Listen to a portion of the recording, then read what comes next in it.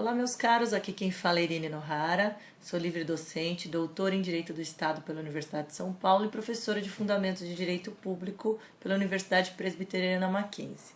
Então, eu recebi hoje aqui no meu escritório uma obra importante, que foi organizada pelo professor Emanuel Linhares e pelo Hugo de Brito Machado II, em homenagem ao jurista Paulo Bonavides. Paulo Bonavides, ele dispensa apresentações, é um jurista brasileiro conhecido internacionalmente, estudado seriamente em programas de pós-graduação, tanto na Alemanha como em Portugal e na América Latina no geral. A minha contribuição para essa obra foi com um tema das transformações latentes da relação entre público e privado no direito administrativo. Então a ideia foi trazer as categorias do professor Paulo Bonavides para dentro da reflexão da área que eu me aprofundei, que é a área do direito administrativo. O professor Paulo Bonavides é um professor muito crítico, né, e muito interessante, né? Ele sempre acompanhou as minhas abordagens e as abordagens de inúmeras gerações de professores no Brasil.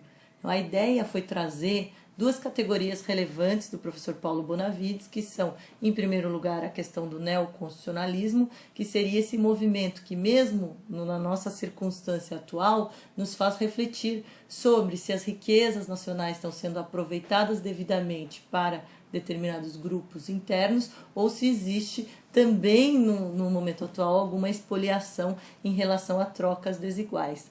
Depois também existe uma categoria, que é uma categoria muito significativa, aqueles que cultuam o professor Paulo Bonavides conhecem, que é a expressão do golpe de Estado institucional.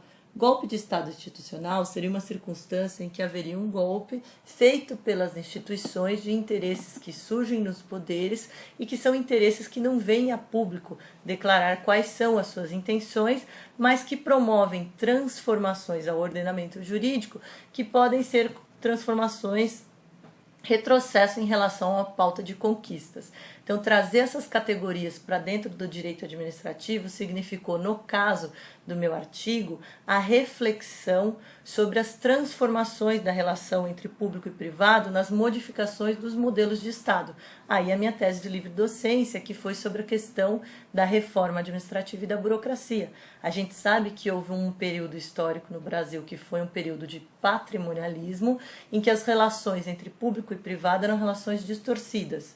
O modelo burocrático veio para trazer mais profissionalismo, mais especialização e aprimorar as práticas de gestão presentes na administração pública brasileira.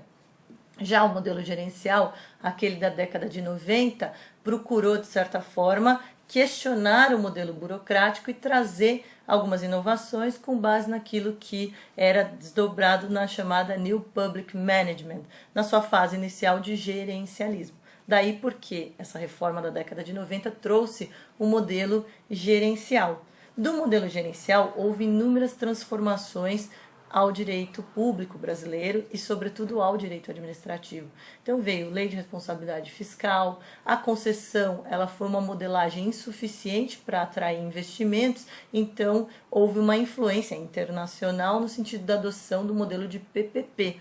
No artigo, eu trabalho um pouquinho a questão da PPP, desdobrando a parceria como concessão patrocinada, em que existe uma contraprestação do poder público adicional à tarifa, e a concessão administrativa. Essa efetivamente é a que nos preocupa, porque ela é 100% remunerada pelo poder público e pode representar, a depender da modelagem, uma grande terceirização, ou seja, o que ele chama mais ou menos de uma transformação institucional que acaba sendo estrutural ao ordenamento jurídico. E aí o exemplo que eu dou aqui de concessão administrativa que retrata essa crítica é a privatização de presídios, né? Então existem inúmeras críticas acerca da privatização de presídios e seu impacto, porque foi um modelo que foi copiado dos Estados Unidos para resolver uma série de problemas que existe na gestão de presídios, mas que efetivamente, na realidade norte-americana, ele não resolveu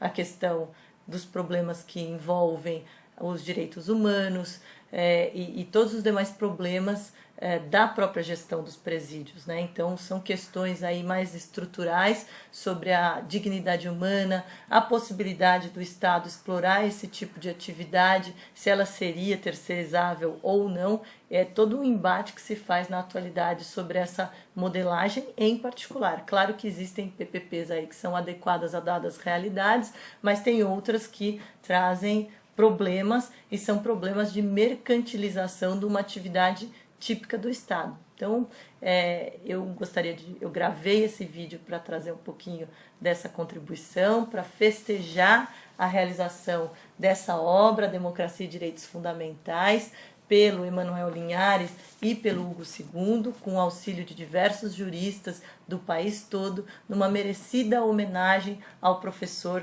Paulo Bonavides. Então, um abraço a todos.